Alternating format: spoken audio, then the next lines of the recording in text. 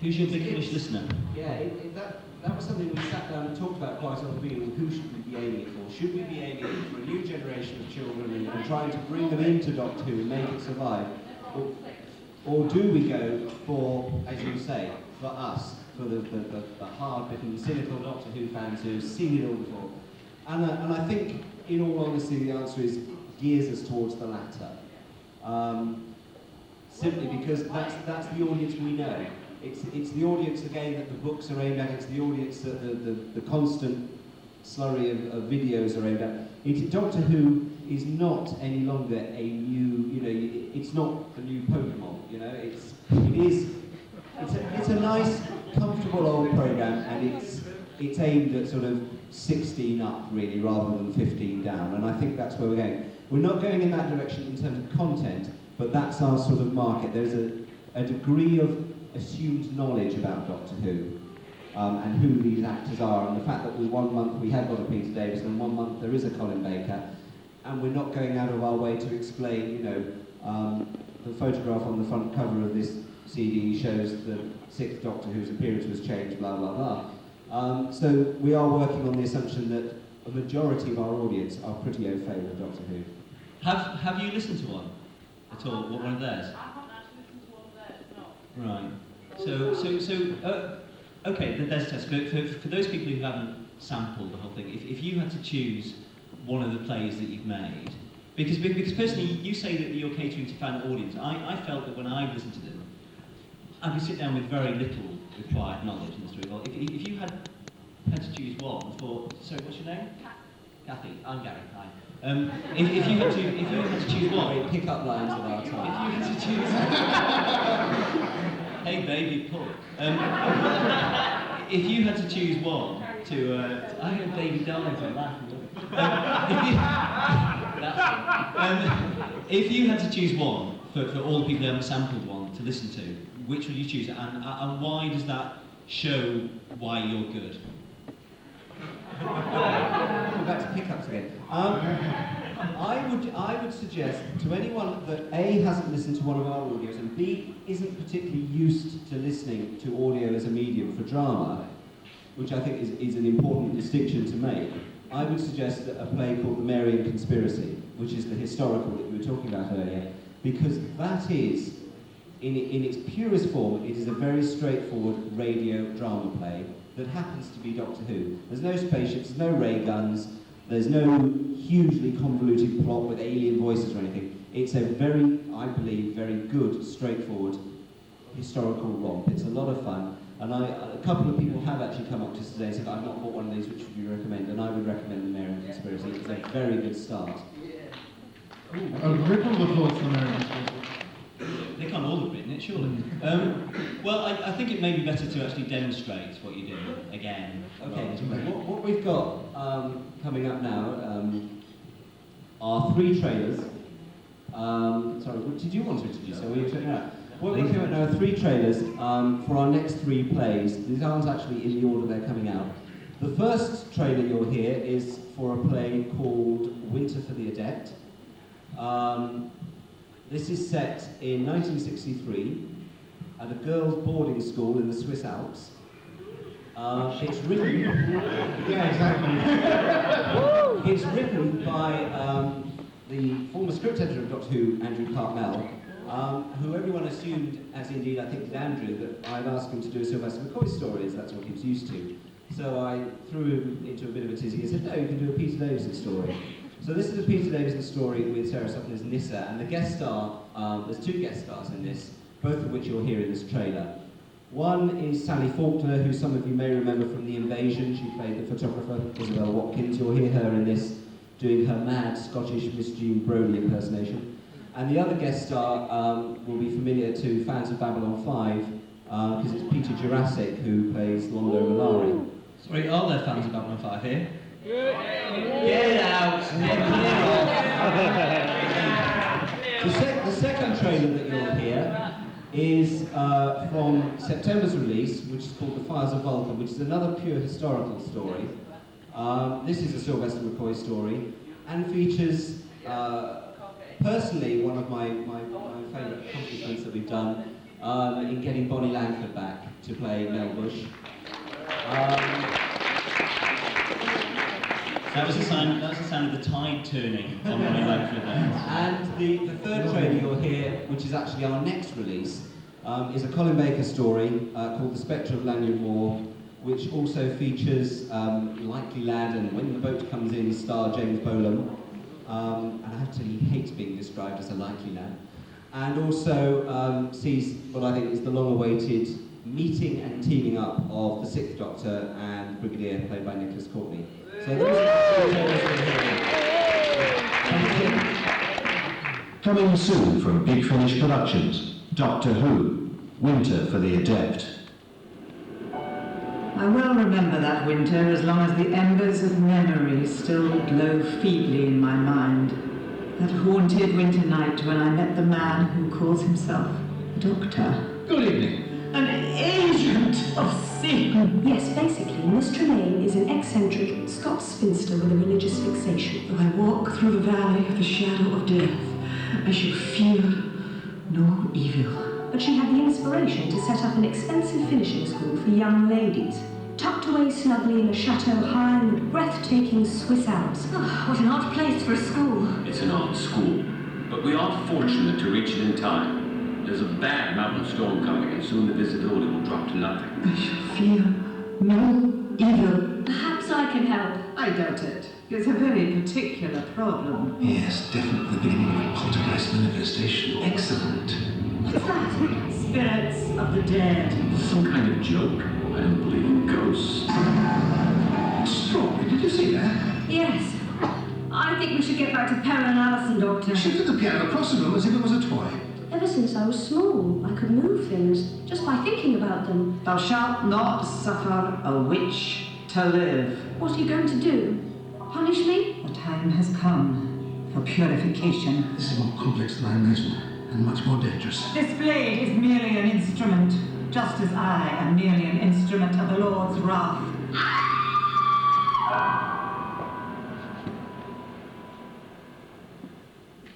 Doctor Who, The Fires of Vulcan.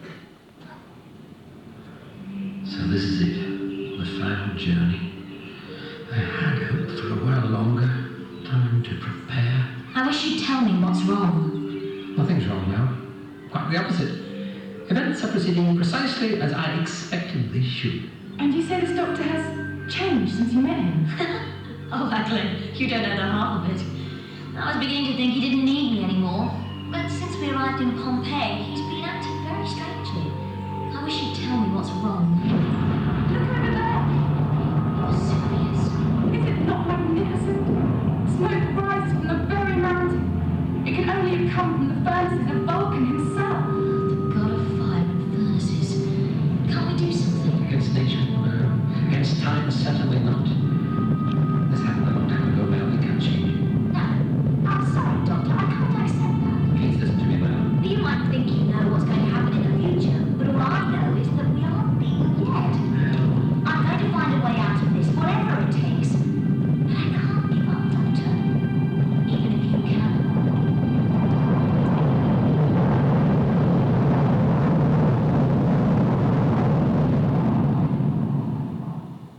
Doctor Who, The Spectre of Lanyon Moor. Up the airy mountain, down the rushy glen. Stefan, you have deserted me! We daren't go a-hunting for fear of little men. No, do not leave me! Some external force interfering with the orientation circuits. We've been drawn off course. Said that one before. Ah, Mr. Ludgate, still enjoying the new toy? Definitely some sort of electrical activity up on the moor. I don't suppose the Brigadier has put in an appearance this morning? Lethbridge Stewart, you old rogue, how are you? I'm extremely well, thank you. Professor? Ah, Sir Archibald, good morning. You know the Brigadier, don't you? Yes, we've met. Morning, Brigadier. Morning, sir. Any news on the Spectre of Lanyon Moor? The what? All of this is Lanyon Moor, right across to Tremaine, 5 miles that away. Dusk is approaching and night falls very quickly on the moor. There's quite a mist rising, so do make sure you stay on the path, won't you?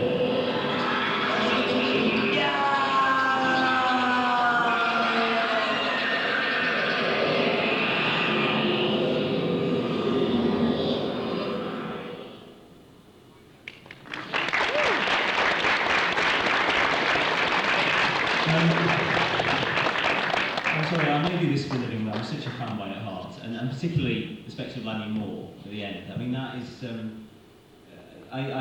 that is so really what you want from Doctor Who. I mean, even from those few clips, you just have spooky Moor monsters and everything else. Do you think that really gets to the heart of what you're trying to do? Yeah, I think with Spectre of Lanyon Moore, what I did is I spoke to Nick Pegg, who wrote it, obviously. I spoke to him, otherwise we couldn't have written it, and said to him, what I'm looking for is a Philip Hinchcliffe style story.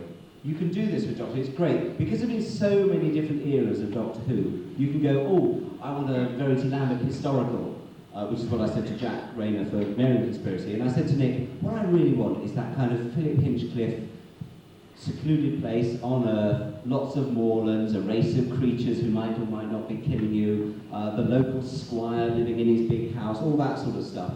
And that's what he gave me, an absolutely blow-by-blow Philip Hinchcliffe style of Doctor Who story, but again, brought right up to date, and a story that uses audio as a medium, in the same way that the books can do things and twist and turn with the way you read a book, you suddenly learn something, or TV shows you something because it's got visuals and one person can say something, but you can see something coming up behind them, and that's the advantage of TV.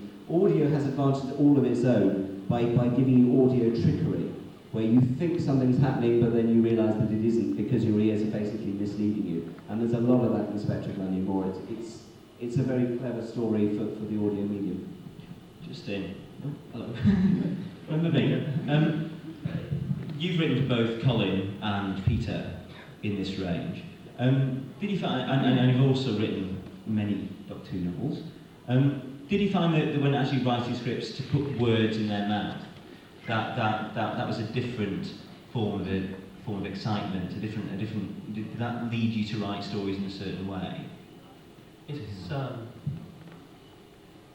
yes, it's strange. When you're writing a book, there is so much dialogue that you don't give it anything like the attention line by line at the dialogue level that you do for a script, where every line is going to be heard out loud, every line counts. There's a particular buzz from knowing that you're writing lines for a character, for a particular Doctor who is actually going to speak, and that's very exciting. But it's much harder work to get them right. You write less, but it takes you longer, if that makes sense. Colin in particular I found difficult because his character lends itself to caricature, and it's very difficult to rein back in from that and get it right. You can get away with that on the printed page. You can make the odd little fumble and mistake, and in the whole of the book, people will gloss over that or give you the benefit of the doubt, but in audio they won't. You get a bit of a break on that because the actor won't do it. And they're very keen. Peter as well, there were a couple of lines I've written for him, he said, no, I think I'd rather say this, and he obviously knows best. But Colin Baker's Doctor's an interesting point. Colin Baker's Doctor, it would be, I think, fair to say, was not embraced by Doctor Who fans. I mean, you can look at surveys, but sorry? Too big to be embraced, yeah, maybe several to be embraced. Sorry. That's so rude. Why did you make me say that? You can look at surveys and things, stories like the Twin Dilemma will be far down, and will be far down the list. And Colin Baker will speak quite frankly about feeling trapped working on the TV show and not giving the performance that he wanted to give. To both Jason and Gary, how have you found working with Colin? Has he felt liberated to be able to provide the Sixth Doctor he wanted? He was very keen to do these because he feels that he got short shrift on TV, not just because he was removed from the programme, but he felt, I don't think I'm speaking out of turn because I'm absolutely positive that Colin would say exactly this, he felt that while he was playing the Doctor, he was being dictated to, particularly by the way the script editing was done and the scripts were written, to play the Doctor in a certain way. And I think Colin, if you look at the Twin Dilemma or the end of Kate of Androzani, where Nicola Bryant does that aye, and he says 3 eyes in one breath, that's a very egotistical or whatever it is. And suddenly they latched onto this and twisted it the other way for his Doctor. And every 5 minutes the Doctor would say something 3 times. He'd go, damage, and that was funny the first time. And by the sort of 8th episode of the Trial of a Time Lord, and he's done it again, Colin's getting very bored of this. So one of the things he said to me very early on about this was, I don't want any 3-line repetitions. I don't want any big, stupid, bombastic walking in. I don't want to strangle Perry. He didn't want to take on board any of the stuff that he perceived that made his Doctor unpopular, which he doesn't think is his fault. Now, Colin is a very astute, but also a very self-deprecating person, and he will happily say if something that happened in Doctor Who that was unpopular was his fault. But he doesn't believe that the way he was forced to play the Doctor was his fault. So he was very keen, right from the word go, to be able to give the sort of Doctor he wanted to give 10 years ago. And I think we've made him very happy with that. I think he's quite satisfied with that. Jason? Yeah, one of the interesting things that came out of Marrying Conspiracy, which with Bill Day, I did all the website emails come to me, and one of the things which I found very recently was actually a comment from someone who said that they always had Colin as their least favourite Doctor. He's now their number 3 after Marrying Conspiracy, and it was after one speech he did, which is the speech. We wanted to go and say, we want to do Daleks in the way that Terry originally intended the Daleks to be. And they said, fine, talk to us more. We had a series of dialogues with them. We sent them the first script, Mike Tuffy's Genocide Machine script, and said, this is the kind of thing. And I think, in a way, what sold it to them was I said, I wanted to do Daleks like the TV21 comic strips, like the Dalek Master Plan, that kind of big, powerful things. These aren't Daleks who just are any other monster stuck into a Doctor Who story. All of these stories are about Daleks, and they are stories that would not work with anything other than Daleks in them. And that appealed to them, and they liked the script, and they said yes, and they gave us a license to use Daleks. So you told them all this, and then they gave you a license and hope you go away, and stop talking about TV21. Okay.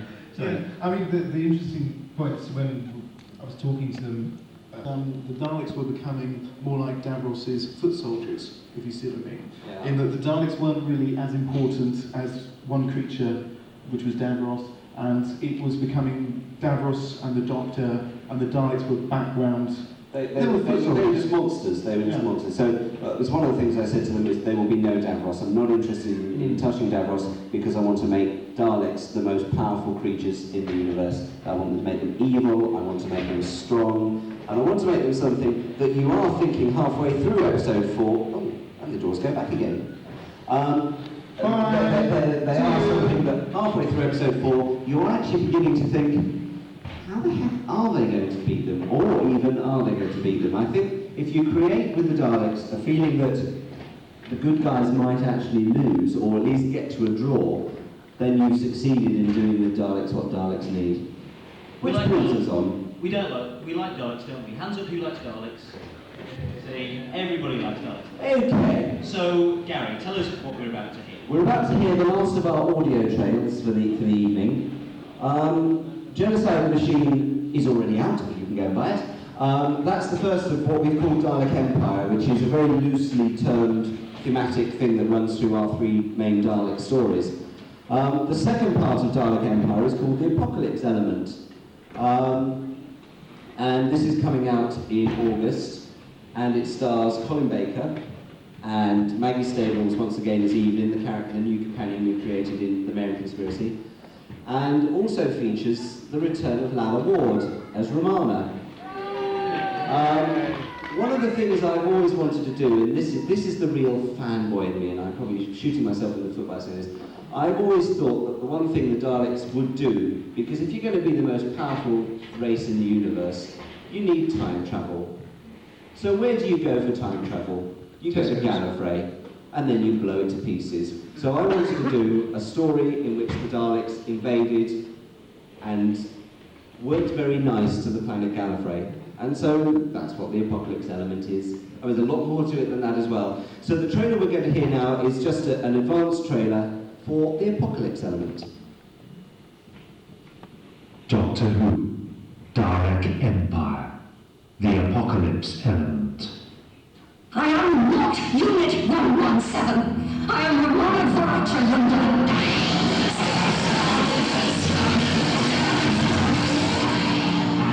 I have no choice but to let the Daleks dehumanize me, but I will not tolerate the same treatment from you. Right. I think Ebook has created some kind of feedback loop. That is, after all, my fault.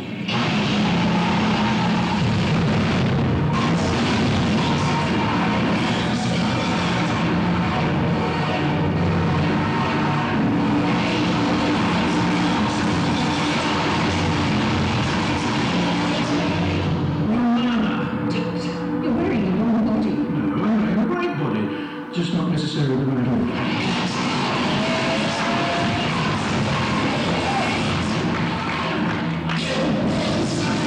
If we do, we betray the entire universe to the Daleks.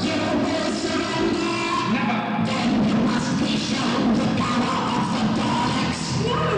Doctor! What is it? The crystal! The black Dalek's going to ignite the element!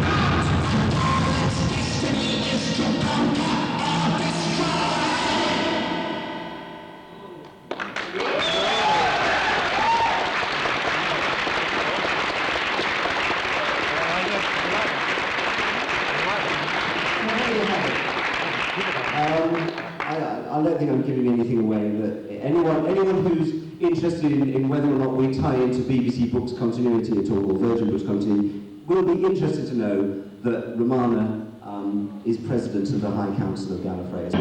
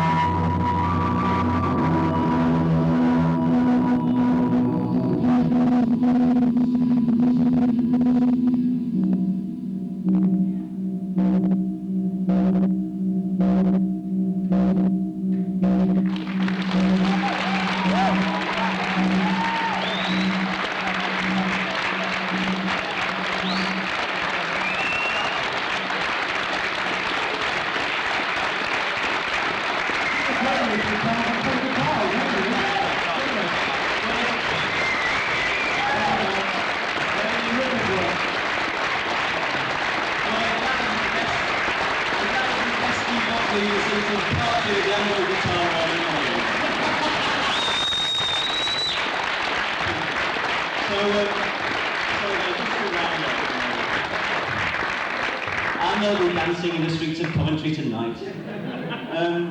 So that's obviously fantastic, and that's something of the future. Just to bring things to a close, you're each to a different level. Doctor, you've had working on new professional ventures on Doctor Who. What's your own personal theories about the future of the TV show and how it's seen, and what Doctor Who fans might expect from the next few years. Do your Mystic Meg a bit and tell me, and each of you tell me what you think the future holds for Doctor Who. Justin. I think there is a future for Doctor Who on the screen in some form, big or little screen. I think probably initially in a movie of some form, but again probably a TV movie. I don't know, I have no insight at all, but I think the most likely way that the series will come back is that somebody somewhere in a position of prominence in TV or film production who doesn't have an ego that's bigger than their ability, and who knows and appreciates and maybe has been associated with Doctor Who in some capacity, will decide that Doctor Who is what they want to do, and there'll be a big enough person that other people go with it. I mean, if Ronnie Barker went to the BBC and said, I want to be Doctor Who, I can't believe they'd say, no, sorry, we're not interested. Now, I don't for a million years think that's going to happen, but it'll be something on those lines. It might be from an actor saying that's a role they want to play, or more likely, I think, somebody in a production position saying that's the next project they'd like to be involved with, and being brought in to do that. You guys want to? Well, actually, you just stole my thunder to some extent, because I was having this conversation with someone in BBC Worldwide a little while ago, and the conclusion we came to was if David Jason wanted to do it, then the BBC would do it, basically. And I think these days, if you look at the projects which are out there, which are being run, a lot of them are star-led these days, because they know if David Jason does a TV movie or does a series, they're going to start off with 11 million, 12 million fans just queuing up for him, let alone anything else. Which is what happened with Randall and Hopgood after all. Nobody once thought for Randall and Hopgood such a brilliant series, let's bring it back. It's completely the other way around. Well, there's an example of a very regional Ultima said. Yeah, and it's two-handed, so it lends itself to that. I've suddenly got this terrible image in my mind of Ross Kemp as the next Doctor Who. Because leave it! Is that this Doctor Who crossover? That's what you're saying. We know that works well from that mention of time. Dot Cotton is leaving. The kind of actor who is wielding that kind of £1 million a go credentials Maybe in Paul BBC McGann will writing. get there. It's your Ross Kemps or your Nick Berries. It's an actor of that kind who, if it's going to be an actor, will lead it through. However, personally, I think that the next thing we're likely to see of Doctor Who is a theatrical movie. It will be a big movie, I think. I suspect it will be American. And my suspicion would be that it will be in the same vein, if you like, as Mission Impossible or Lost in Space or, God help us, The Avengers, where they will take the basic concept of what that program is at its various bones. Man in a police box travels through time, and those are the only things they will take from the original, and they will create something completely new to create the new name Doctor Who, and anything else would come out of that. But I think if there's going to be something new with Doctor Who, that sadly is probably the way it will go. Brace yourselves. Well, one thing, we have to round up this panel now, but as we wait the dread moment as Doctor Who the movie coming to our multiplex, in that space, myself as a Doctor Who fan would like to thank each of you, either in books or in audio, for looking after Doctor Who so well from what we've heard and what we've seen. And I think if the audience want to thank these people in their usual way, they should do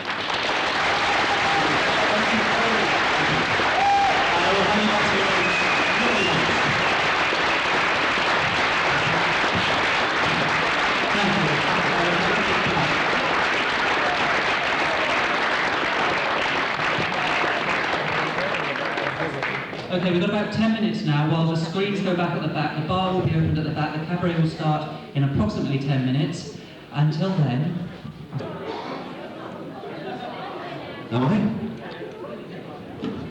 Real Billy is Michael. Hang on. It's striptease time, ladies and gentlemen.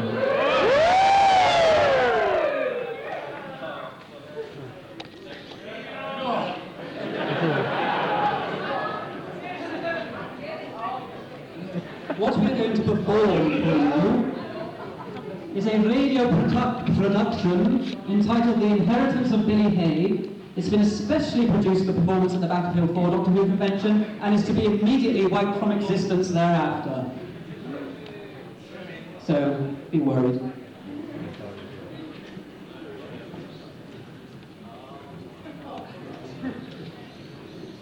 My name's West, Jack West. I'm a private investigator. I'd like to tell you the story of how I fell through a hole in time and landed up on the planet of sex-starved nymphos. But as I'm still waiting for that to happen, we'll have to make do with the inheritance of Billy Hay. It all starts in a restaurant in London.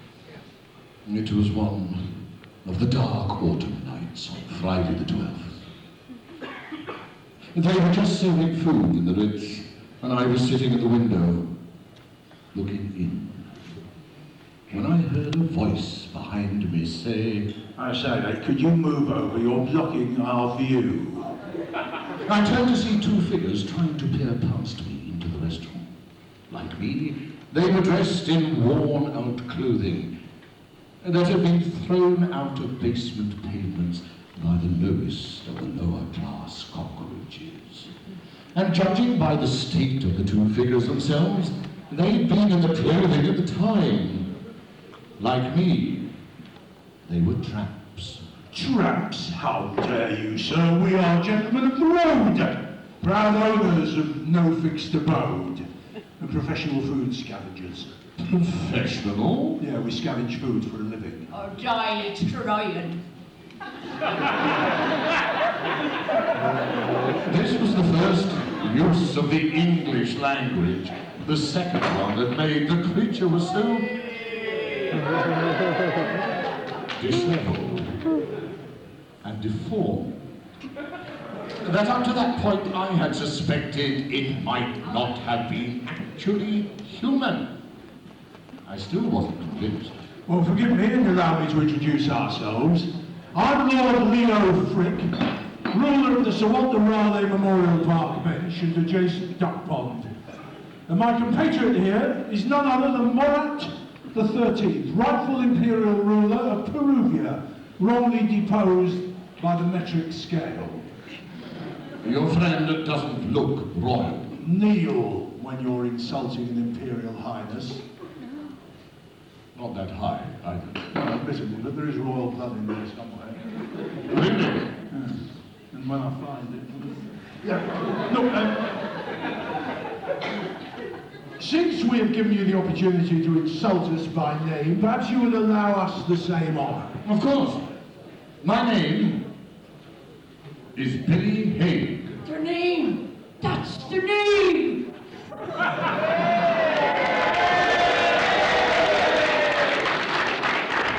What's that, my favoured friend? Billy! That's their name! No, I was looking at the stage direction. Are you going to read it? Oh. Ah. That it's my name. And there's nothing wrong with it. The Imperial Highness was merely referring to its appearance in a newspaper article. Here, allow me to read.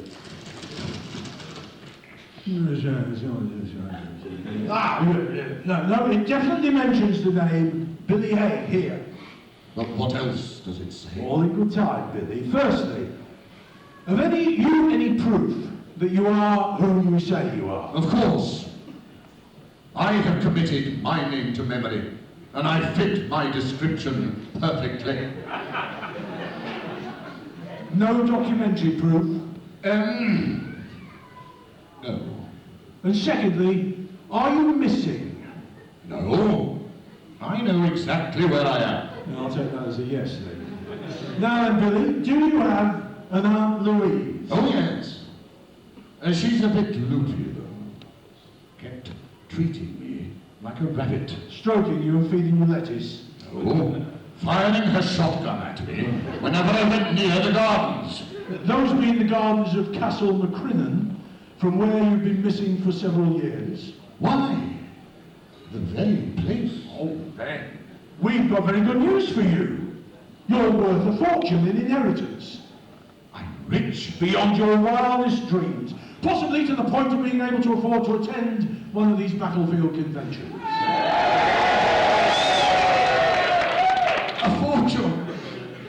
mine. I'm rich. I'm rich. Oh, I'm rich.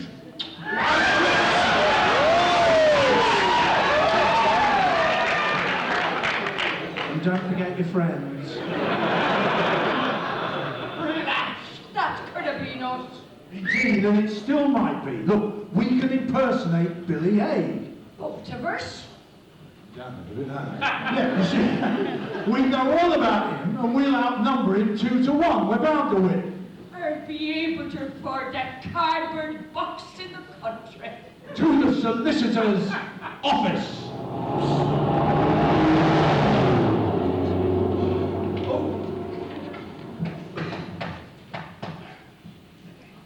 Come in.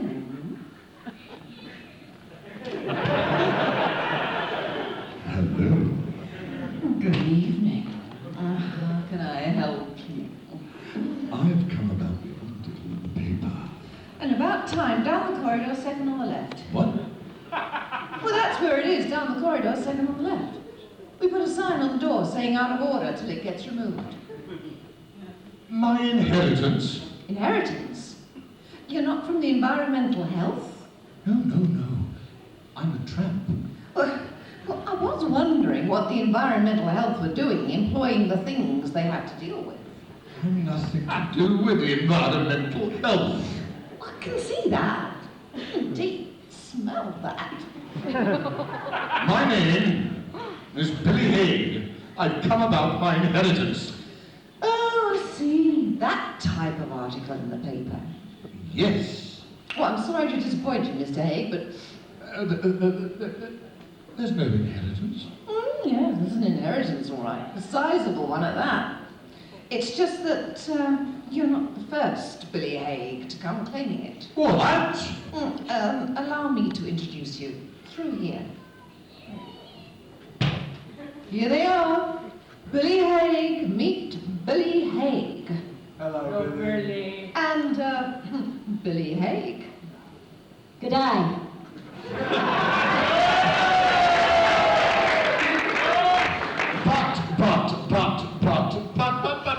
But, as you can appreciate, I wasn't expecting 4 of you. No, 3. We count as 1, don't we, Billy? Yes, Billy. And to prove it, 1, 2, 3. But those 2 are tramps I met in London, and their name isn't Billy Haig. That one's Lord Frick, and the other, Marat, is an imperial ruler of Peruvia. Of course they are. Of course they are. Hang on. And she can't be Billy Haig.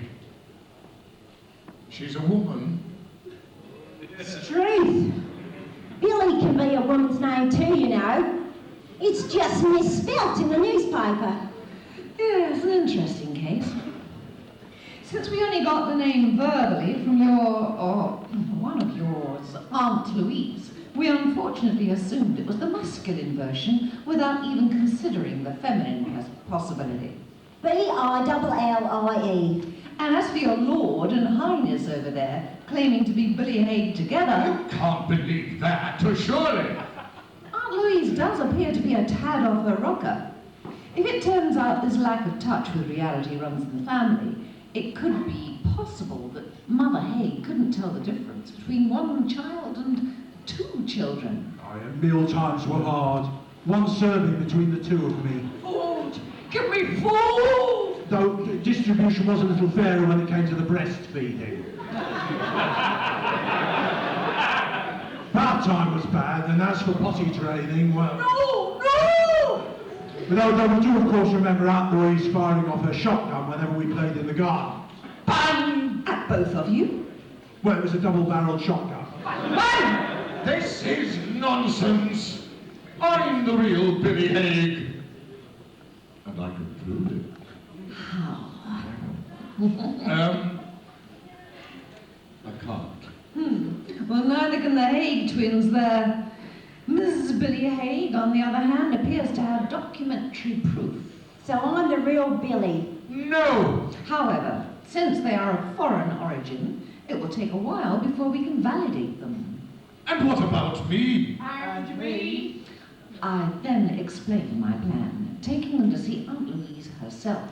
She's still alive. You mean we don't get our inheritance? You mean my inheritance?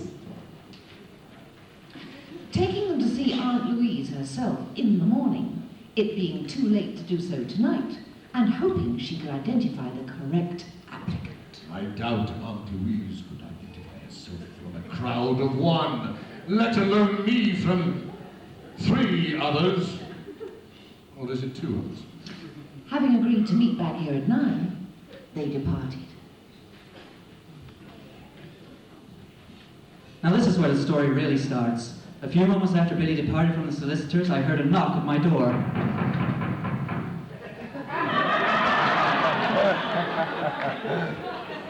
A few minutes after Billy departed from the solicitors, I heard someone ring my doorbell. Excuse me one moment.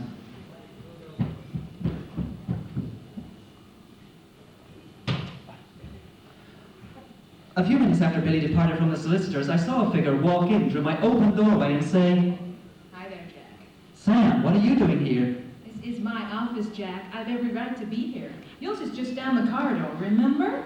Oh yeah, sure. What's the matter? Business bad? No point in trying to steal my clients. I haven't got any either. And speaking of clients, I think I saw someone into your office just a moment ago. Thanks, Sam. A few moments after Billy departed from the solicitors, I entered my office.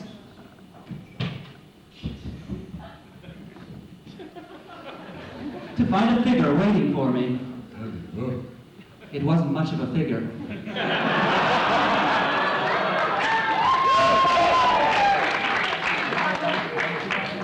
Milk it, you see. My name's Billy Haig, and I was wondering if you could help me through it. Go on. He then told me the story so far. It all started at a restaurant in London. You don't actually need to tell me the story so far. I think we can just gloss over that part with me saying, he then told me the story so far. You sure? I have actually been listening to the story up to now, and believe me, none of it is worth repeating. So you'll help me? I considered the situation for a moment. On the one hand, my client was without money, unable to pay me anything in advance, unable to pay me anything full stop if we were unable to find proof that he was Billy Haig, and there was no guarantee that he even was Billy Haig. On the other hand, if we could find such proof, he has promised me a handsome reward out of his inheritance. A decent reward. Oh, okay. I am a Scot, you know, but a handsome reward. I could be wasting my time, but as I was pretty much guaranteed to be doing that anyway, I decided to accept the job. Would your aunt have kept any documents that would help us? I'm going to see her tomorrow. I'll ask her then. Tomorrow may be too late. We'll pay her a visit now. I didn't really think tomorrow would be too late, but it sounded dramatic. And boy, did this story need some drama. We took my car. The place was miles out in the middle of nowhere, and neither of us knew the way. Finally, well after midnight, we pulled up at the gates.